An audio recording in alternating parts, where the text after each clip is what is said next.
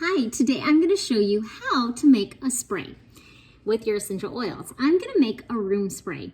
There's all different kinds of sprays though. I make sprays like a hair tonic for unfrizzing my hair. You can make a linen spray, bedtime spray, a refreshing spray if it's really hot outside or you want to just add like 5 drops of peppermint with water to cool you down. Lots of reasons to spray, but I'm going to make a room spray. So I'm going to actually make an autumn spice room spray. My daughter's decorated this bottle.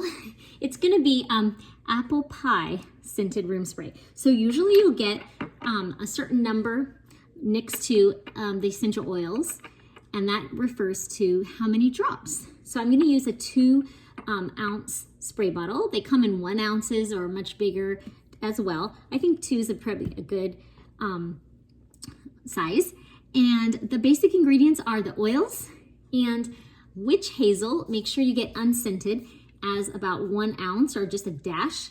That helps emulsify the oils to the water. And it's important to use distilled water if you have it. If not, you could also boil water just to get out any possibility of bacteria.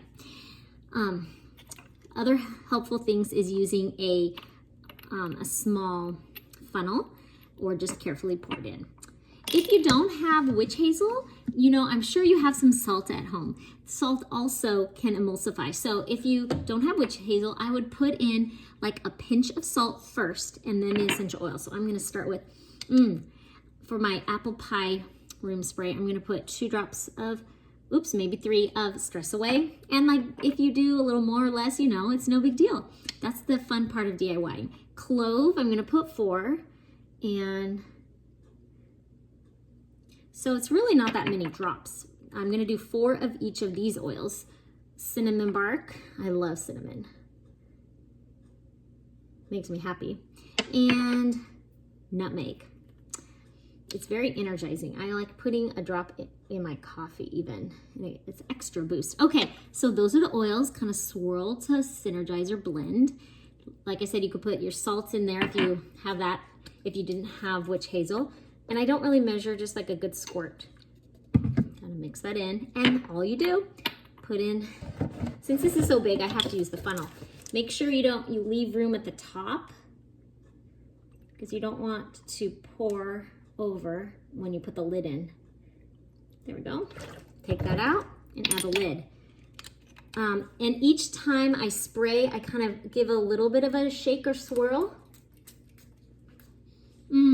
Oh my gosh, smells great. You could just put that on as a body spray. Now, here's a couple other tips.